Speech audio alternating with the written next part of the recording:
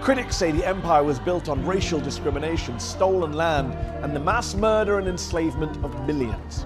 So, who gets to tell the story of Britain's empire? And should Britain have a reckoning with its sordid imperial past?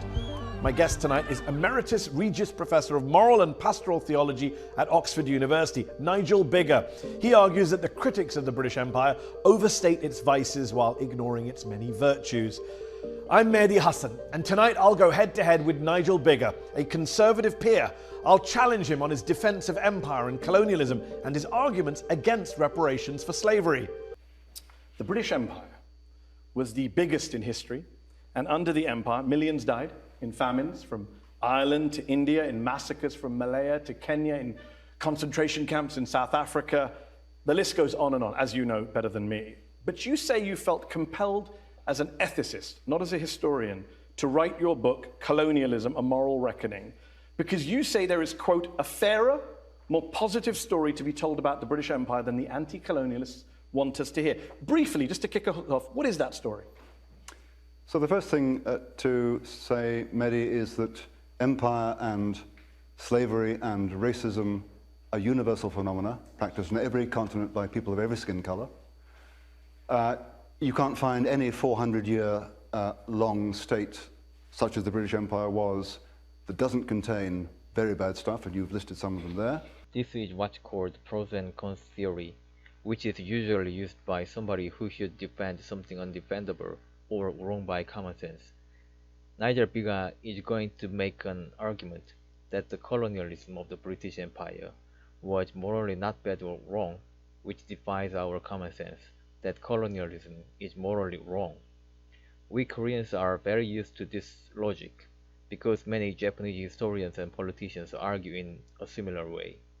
They say that everything has its pros and cons, so colonialism did. Therefore, colonialism is not something morally bad or wrong, but general or universal. In your book, Colonialism, A Moral Reckoning, you list various motivations you say drove the British Empire, like the lure of adventure, a desire to make peace and establish self-government. You say there's nothing wrong with these innocent, in some cases you say admirable intentions. I do wonder though, for example, did Cecil Rhodes, the British colonial founder of Rhodesia, did he have good intentions when he said he preferred African land to Africans, who he called the N-word, and when he wrote, Africa is still lying ready for us, it is our duty to take more territory. More territory simply means more of the Anglo-Saxon race, more of the best, the most human, the most honorable race the world possesses. Yeah.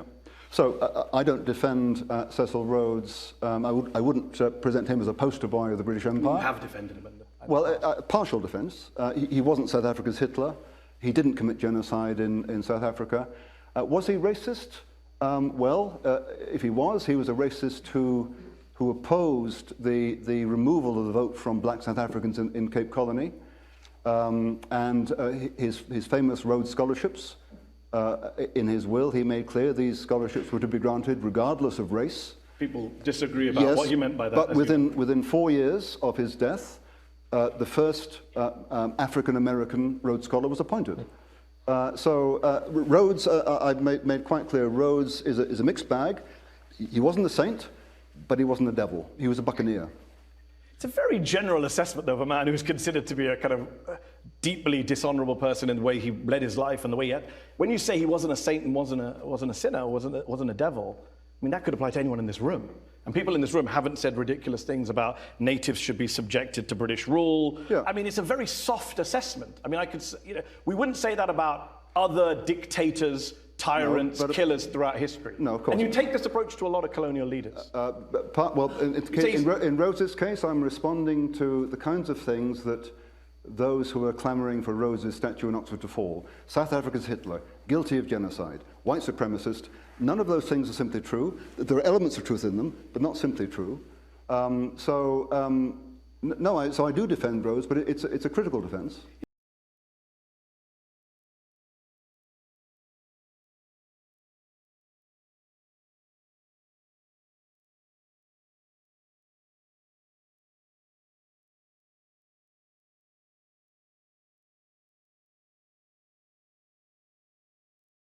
It's a weird defense, though. It's a defense to say, you said twice now, he's not South Africa's Hitler. Yeah. You mentioned the Nazis a couple of times. Well, that's because his critics do. But in the book, I think about a dozen times, you said the British Empire was not Nazi Germany, which I'm not going to argue with you tonight about. No, but many do.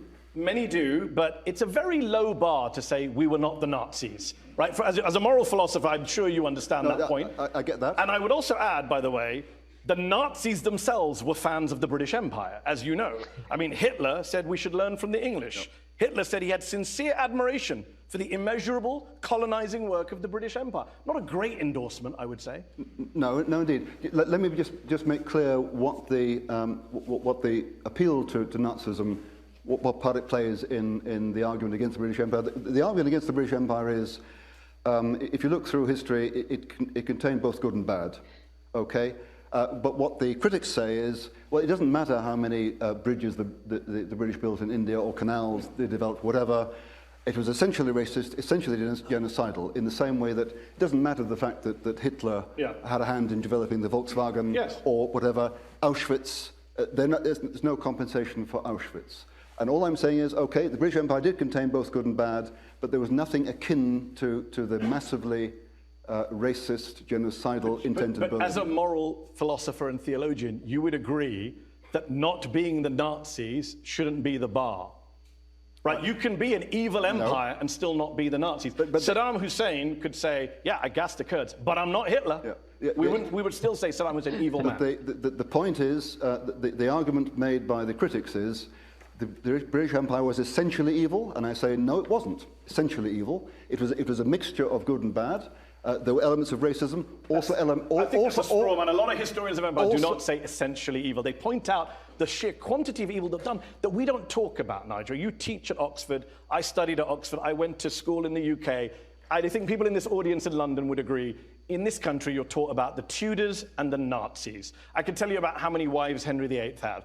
I was not taught about the Mau Mau massacre. I was not taught about the Amritsar massacre. I was not taught about British concentration camps in South Africa. It's actually the opposite of what you're saying. We've actually covered up our rather sordid and evil imperial past. I don't think that's fair. I mean, for God's sake, you think most British people know about all those massacres I just mentioned? No, but most British people know barely any history at all. For example, if we learn about the 150 years, mainly 150 years, in which some British people were involved in enslaving Africans, that's fine. Can we also hear about the abolition movement, yes, and the 150 years of... And I promise that tonight we're going to talk about slavery. Yeah. Right now, just on Rhodes, it's interesting you said he's not South Africa's Hitler.